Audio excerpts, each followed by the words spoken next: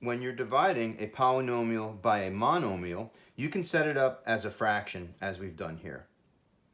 Let's keep in mind that since we have both terms divided by the same thing, we could re-express this as 10x to the 6th divided by 5x squared minus 40x to the 3rd divided by 5x squared.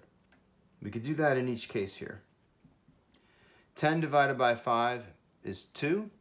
X to the 6th divided by x to the 2 is x to the 6 minus 2, or x to the 4th. Minus 40 divided by 5 is 8. X to the 3rd divided by x to the 2nd is x to the 3 minus 2, or x to the 1st. Here, if you don't want to rewrite it, you need to be reminding yourself that I have to divide both terms by what's under here. We can't just cancel out terms, we can only cancel out factors. So negative 2 is a factor of both 6 and negative 10, so we're going to have to work through both of them. 6 divided by negative 2 is negative 3. A to the 7th divided by a to the 7th is just 1, so we can just leave this as negative 3. Negative 10 divided by negative 2 is positive 5. A to the 5th divided by a to the 7th is a to the 5 minus 7, or a to the negative 2.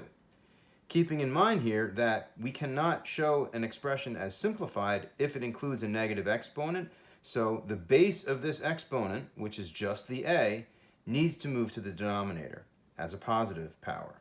So we would rewrite this as negative 3 plus 5 over a squared. Here, we're going to follow the same logic in that we can divide each of the three terms by negative 2x to the 5th. So negative 14 divided by negative 2 is positive 7. X to the 7th divided by x to the 5th is x to the 7 minus 5, or x squared. Positive 6 divided by negative 2 is negative 3. X to the 6th divided by x to the 5th is x to the 6 minus 5, or x to the 1st. Negative 6 divided by negative 2 is positive 3.